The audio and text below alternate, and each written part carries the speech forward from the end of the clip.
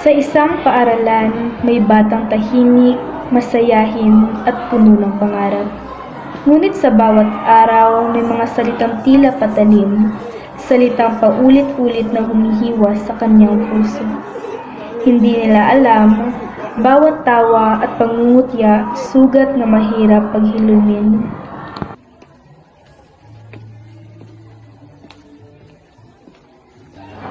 Minsan, hindi natin alam na ang simpleng biro ay sugat na dinadala habang buhay.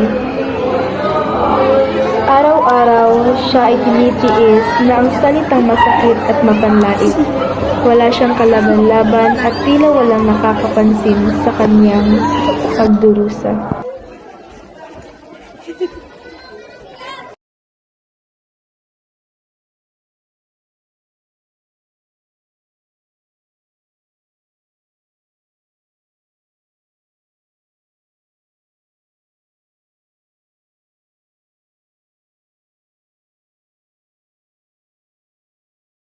Isang pangungutya, isang tawa, paulit-ulit, hanggang sa wala na natirang tapang sa kanya.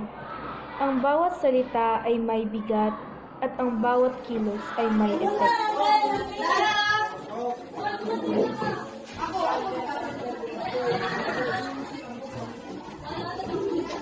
Magandang araw, Binibining Lifestyle. Ano ba ang problema at natutupad kayo dito sa guidance office? Magandang umaga din. Nagugulit kasi ang aking estudyante ng kanyang mga kapatid. Ito ba ang iyong estudyante? Yes po. Ano ba ang ginawa sa inyo?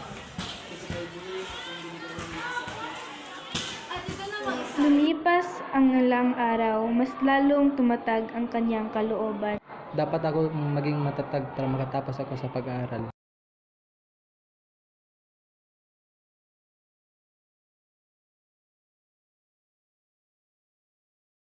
Uy, Jasper, ikaw pala yan. Papasensyahan mo na kami sa aming nagawa, ha?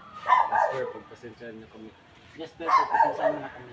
Pasensya na talaga. Hindi na yun mag-uulit, ha? Huli na kayo. Ang kabaitan ay hindi kailanman mahina.